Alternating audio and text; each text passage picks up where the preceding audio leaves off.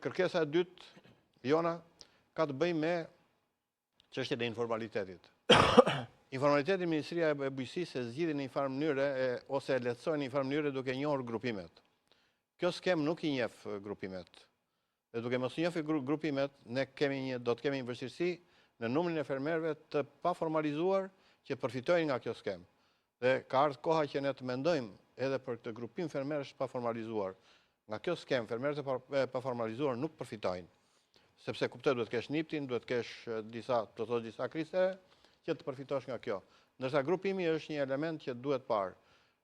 Mendimi im dhe propozimi im e i Këshillit të Agrobiznesit ka qenë që kjo të ligjërohet, ose ta mendohet ligji për shoqëritë e bashkëpunimit bujqësor dhe të njihen grupimet si njësi juridike, siç njihen SHBB-t, ose të gjendet një mënyrë e tillë, duke u diskutuar me ekspertët e BE-s, që ne të njohim këto grupime. Në të kundërt, ne do të kemi vështirësi me këtë grupim kaq të madh pa formalizuar, duke mos i mbështetur.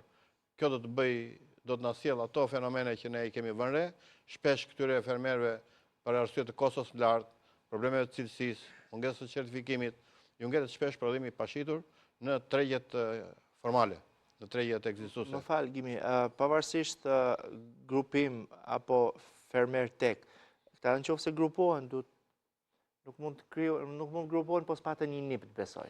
Formalizimi nuk është problem nipti. Një nip fermer, ja. Nuk është problem për gjithë grupin apo. Ktu nuk është problem nipti, këtu problem është që ne të njohim si entitete.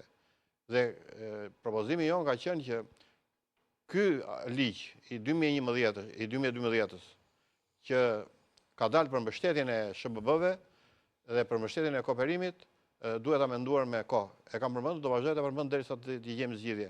Ju gjen një zgjidhje provizore, por zgjidhjet provizore janë të tilla që ja erdhi një moment kur proceset e integrimit po ecin shpejt dhe BE nuk t'i njeh.